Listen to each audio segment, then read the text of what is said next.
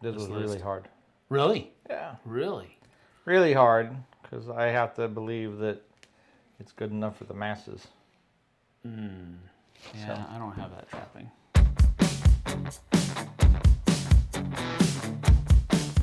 Hey folks, welcome to the Dice Tower. I'm Sam. I'm JT. And this here is our bottom 5 games. That is to say our numbers 10 through 6 of our top 10 games that should be in the BGG top 100. Yes. That's what I'm saying. Yep. That's what I'm calling it. Third of these lists, and this was the hardest for me. The third. All right. So here's the thing. I had 2 avenues of how to go about doing this. And I definitely chose the easier one of the 2. Okay. But it was because the more difficult version I couldn't do. And here's the thing. When in one of your other lists, you talked about that in the top 100 there were 27 games that were basically related to each other. Yep. And so I was like, okay, well, I went through those 27 games and basically took out all but one of them. Okay. And that left about 15 spots. Okay. And so then I went to the top 200, the 101 through 200, and looked at the first 15 or 16 entries. And you pretend they just fell in. Just pretended that they just fell in. Okay. But I've only played like 6 of those 16 games. So I couldn't do that. I thought that would be the easiest thing. You were just going to pick those 10 and say these No, I was going to fall back them. in? I was going to order them in the way that I would want them to go up there. Right. That's how I was going to do it. But instead, I just said, okay, well, I'm going to go to my top 100. And I'm just going to fill in the cracks. Okay. And that's how I went. That's how I did it. You probably did a much more Well, I scrolled involved. through the top 2,000. 2,000. Now, I haven't played them all, so it didn't take me that long to scroll through them. But I scrolled through the top 2,000, and I picked 10 games that I think that a lot of people should play. Should be in there other than those ones that shouldn't be in there. Yeah. Should be in there regardless. All right. Well, you can probably guess what my list is going to look like. We'll have to see about his, though. Yeah, mine's going to be way different. I imagine. I guarantee you that. I guarantee you that. Very it usually subjective. is. Let's get to it. This is our bottom 5, numbers 10 through 6, games that should be in the top 100 at BGG. Yep. Let's hit it. All right, my number 10 is a game that I have talked about ad nauseum over the years. I can't remember exactly when it came out. It's in the low 2000s. But it is a pirate racing game called Jamaica. It's in the 2000s? That's too high. In the low 2000s of the year published.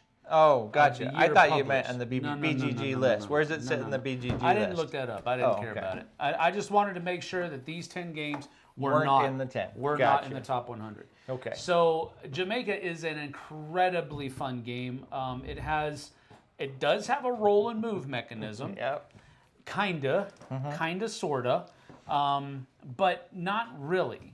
It has a roll to fight mechanism. How far you move is dependent upon what dice is put where, as far as in the morning or in the evening, and it depends upon what card you chose for movement that day. So it's kind of like a really modified roll and move, but we'll still call it a roll and move. It's the kind of roll and move that I enjoy. It's not just boom, oh, I rolled a 1. How far do you get to move? Boom, oh, I rolled a 6. It's that. No, I'm not looking at this list. But here's the thing. This is a really good game. It has always been a really good game in my opinion. The expansion I don't have, and I'm not worried about it. It's one of those expansions that you could either take it or leave it. I know Z really enjoyed it, so take that for what it's worth. But artwork is great. Gameplay is great. It's a racing game that appeals to a lot of people. I think it should definitely be in the top 100. My number 10, Jamaica. All right, there you go. Number 10, Jamaica. I say top 1,000, maybe. All right. Anyways, if that's how this list is going to go, that's all right. All right. Well, my number 10 is a connection to one of my other lists because I kicked Aeon's End out. I kicked Aeon's End out of the top 100, original Aeon's End.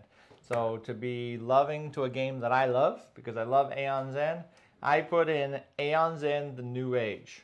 Because this is when Aeon's End really started to sing. Oh, okay. So this is the fourth edition of Aeon's End, basically. So there was Aeon's End and War Eternal, and then the First Legacy, and then the New Age. And the New Age added a exploration thing where you could chain together multiple encounters instead of just doing one-off encounters. Okay. You could chain together multiple encounters. Aeon's End is a great game altogether, but the New Age and the ones coming right after it are fantastic games. If you ever like Aeon's End, if you like deck builders, this is a great spot to jump in. Is a New Age. So, cool. So I took Aeon's End out. Yep. I put the New Age in. That's a cool idea. That's a good idea. Did you do that for your entire list? No. Oh, okay. Everything has kind of a different thought process to each one. But okay, cool. My number 9 is a Vincent Dutrait artwork game. Nate Leonard is the designer. He's a good designer too. And it is called 10 Penny Parks. Oh. This is a great little, first of all, a couple of things that I like. I like spatial organization. I also like worker placement. Yep. And this has both. A little bit less worker placement because you only have a couple of workers to work with, 2 or 3. And it's much more spatial organization. And the kind of spatial organization works really cool too, because each of the attractions, if they're going to be touching each other, they can only touch at corners, which is a really cool twist, in my opinion. You also have the another level of spatial organization where you have to get trees out of your way in some ways or shape or form, and that's one of the places that you have to send workers to every once in a while. So it's got a lot of really cool stuff going on for it, and I think worker placement's a pretty crowded category. So I get it that it hasn't really risen that high, but I don't know why it hasn't. I frankly think that Vincent Dutrait has done enough artwork that you could put 100 Vincent Dutrait games. I'm just kidding. We're not going to do that. He's killing me. We're not going to do that. But I really do enjoy 10 Penny Parks. I think it looks great. I think it has good components. It has good ideas as far as worker placement and the organization spatially is concerned. I think it's a great game. So that's why I wonder where this is currently. I wish you put that because I think this game could hit the top 100. I mean, it's that good of a game. It's funny. Since we talked about games that shouldn't be in the top 100, a couple of yours have, one of yours at least, Teotihuacan, has fallen off. That's because of me. It's because of me. I have that much power. Anyways, that's a good pick though. It's got good worker placement. It's got a nice board presence where you're trying to build. I mean, you don't just build this random thing like in Mad King Ludwig or whatever else. You have a board that you have to try to fit your polyominoes in. It's tight worker placement. It's beautiful. It's a good pick. I could see that one go to the top 100. Very cool. All right, my number 9 isn't far from the top 100, and I didn't do this either, so don't get used to it. My number 9 is a pretty well-known game, and I think it will continue to climb as long as it continues to be available. Ooh. And that is a card game about dwarves with really cool sketch artwork. And honestly, I think the artwork is probably what's held it back a little bit, unfortunately, because I like the artwork. But this is Nidavellir. Looks bland. Nidavellir is number 243. Great game. And I think if you put this on the table with more people that looked at that cover and said, maybe not, this would climb. You're absolutely It's already 243. Could easily be top 100. This is a great card drafting game or a bidding game. You are bidding with your tokens every round to collect cards, to collect different colored dwarven cards that score differently, and to collect sets of all the different ones together so you can get special bonus dwarves that have special abilities and everything else. This is not only a beautiful game, it's an awesome bidding game. You can upgrade your with bidding a growing bidding, where you can upgrade your bidding tokens. This is a great game, and I think, unfortunately, really good artwork ended up holding it back because it's different. Yep, I absolutely would. It's one of those times where you wish it had better artwork so that more people would be drawn to it. Yep. But I like the artwork the too. artwork is good. Yeah. It's just it's not very colorful. Yep. And it falls by the wayside, I imagine. Mm-hmm. That's a great game. That's my number 9, Nidavellir. Very good. Very good. My number 8 is an abstract strategy game. One of my favorites, and if not my favorite abstract strategy game, it's the one that I can beat Jason Levine at, Onitama. Onitama is a great 2-player game. And it's one of those games where you play it multiple times every time it hits the table because it goes that fast usually, and you only use 5 of the movement cards every single game. So it has a lot of depth in that way as well. It works well, I think, with people who like chess and or checkers. It has that same kind of pull to it where moves are usually pretty fast, and the concepts behind the strategy is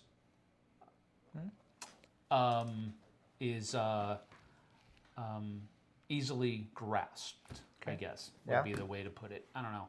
I just really do enjoy the game, and I think it's a well done game. That's the long and the short of it. I really enjoy it, and I think a lot of other people really have as well. I just don't understand why it isn't.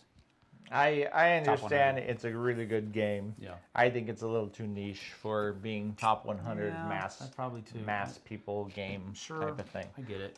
That's why all the Star Wars games are on there, even though they suck, because I guess on other sites it might hit. Yeah. But because BGG is I think it's heavily Euro focused.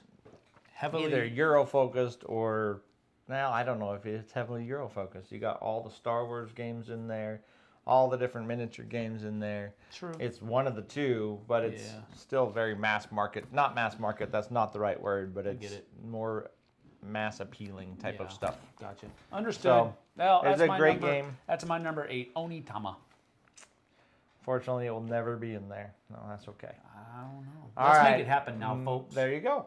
All right, my number 8, and I also put down the years because I was curious. Not that we've talked about the years because it really hasn't mattered on the last ones.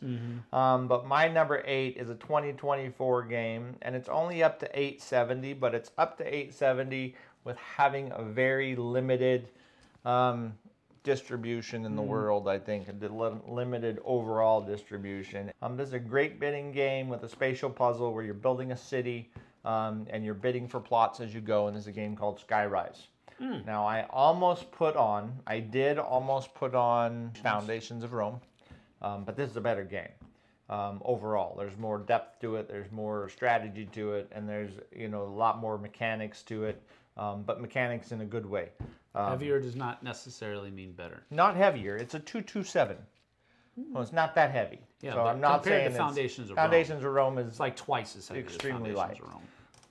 This one's got a nice. In fact, most of these I would think are really, because I think mass gaming where a lot of people can play games, probably in that 2.5 range is probably the best spot for good mechanics and everything else. But anyways, my number 8 is Skyrise from Roxley Games. It's a beautiful game. Yes. It's a game where you have buildings that have numbers on them, and you're trying to bid for these plots across this floating island. And your score is going to be based on these chips that you get. It's going to be based on what color of plots you can gain versus the number of chips you can gain in that plot type. And it's a very strategic, very fun, around the table, very interactive game that you can play with pretty much anybody. The only complexity of all is in your personal player board and trying to figure that piece out. And how that works. But everything else, Skyrise is a beautiful game, very accessible, very fun. So got that right. I can see this one climbing still. It could. Just depends. It's not that old. It just depends on how much. Did they go into retail after the? They do have retail version. Yes. Okay. Yep. Well, so it has the ability to spread. Yep. Well, that's where it has to go. It has to be proliferated in retail for it to go farther, I think. Yep. All right, that's a good pick. All right, my number 7 is one of my favorite social deduction kinds of games. You have got two definite teams. You have the murderer and his accomplice, and then you have the forensic scientist and all of his investigators. It's called Deception, Murder in Hong Kong. This one is not in the top 100, and it absolutely I think it used to be.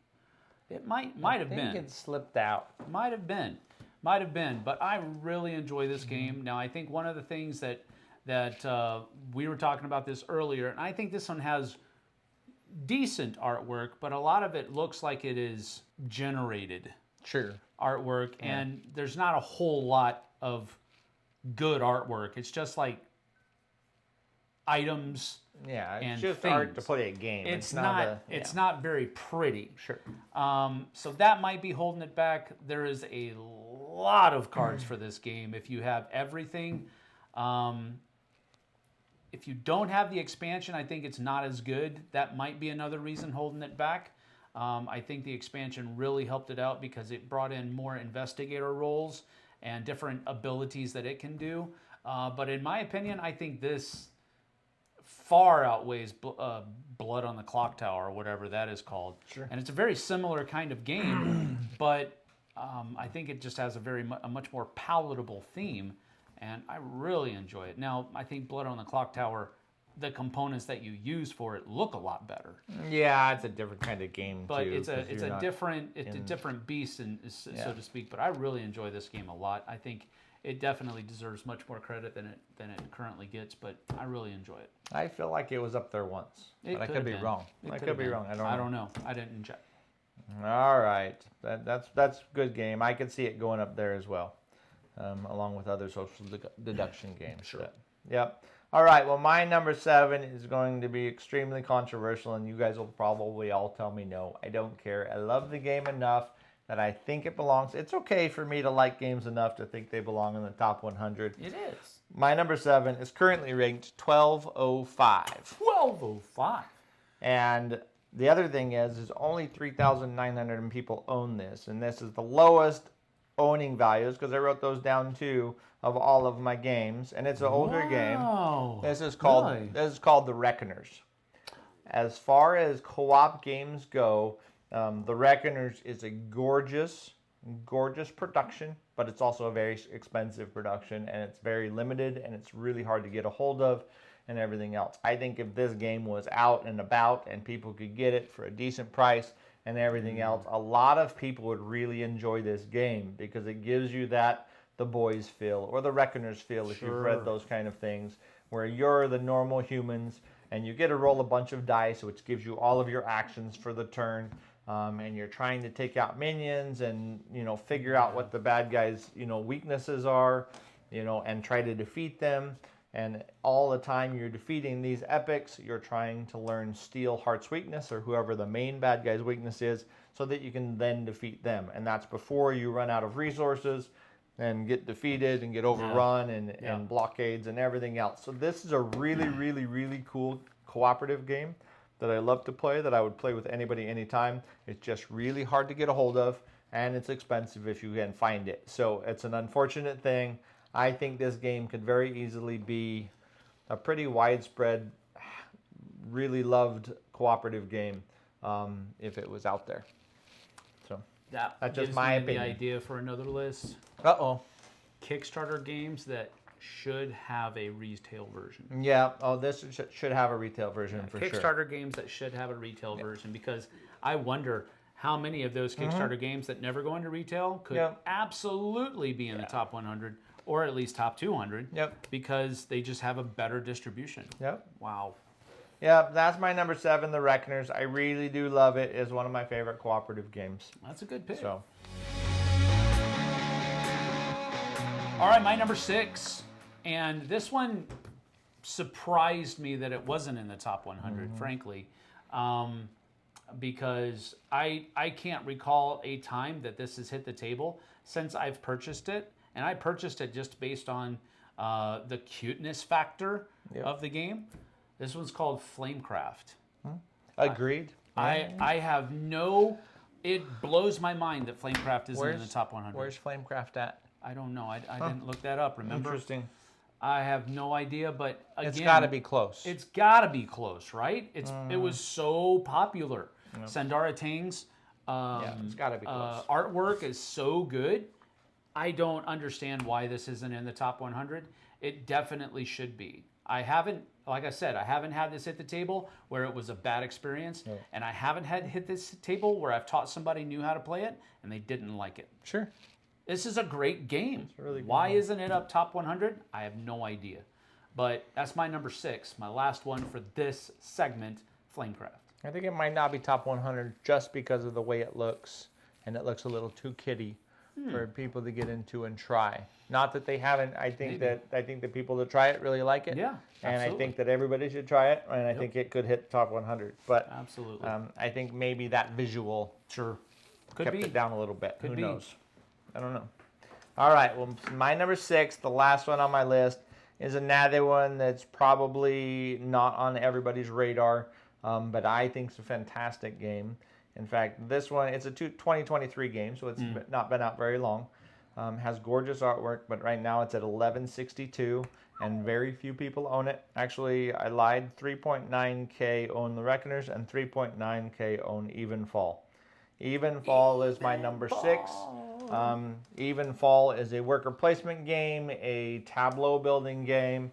This is, to me, just a little bit of a step up from Everdale as far as the way your gameplay works. It's not like Everdale. You don't have the exact composition of your card tableau or whatever else, but it's the same kind of game where you're putting out workers, you're gaining these places of power, you're putting spells on those powers, so you're combining those together. And there's a lot of thought process in here, and it is a little bit more complex than Everdale. It's also, I think, is more beautiful than Everdale. But it's very much gives me that same kind of feels. And I love Everdale. That's cool. I think if this game was out there and a lot of people got to try it, I think that this one could move up or should move up. I think it should be in the top 100. Yeah. And the cool thing is you have variable player powers to start out with. It adds that piece to it too. Yeah, so that's cool. My number 6 is Evenfall. This is a really cool tableau building, engine building game. Maybe not tableau building game, engine building game, worker placement. Yeah, I really like that game. Very cool. People should love it. So that's that. Our bottom 5, 10 to 6 games that should be in the BGG top 100. Yep. I honestly don't think we're going to have any crossover. Nope, I don't think so either. We might have one. Might have one. We may have one. Well, we'll hope. We certainly didn't have any crossover here, so we'll have to keep our fingers crossed for the top 5. And for that, you can go check it out right now. There's a link in the description below that will get you over there, over on the Flipside, where we usually put up more content. Yep. You can go check that out. Leave us a like and subscribe here. Drop us a comment. And then head on over to the Flipside and check out our top 5 games that should be in the BGG Top 100, but are not. Thanks for joining us. We'll see you guys and gals on the Flipside. Take care. Too bad BGG is not like Wikipedia, where you can just go in and change it. I know. There Just you go. change I just put everything. it in there for you. Just put whatever you want, wherever you want. We'll see you later. Let's do that.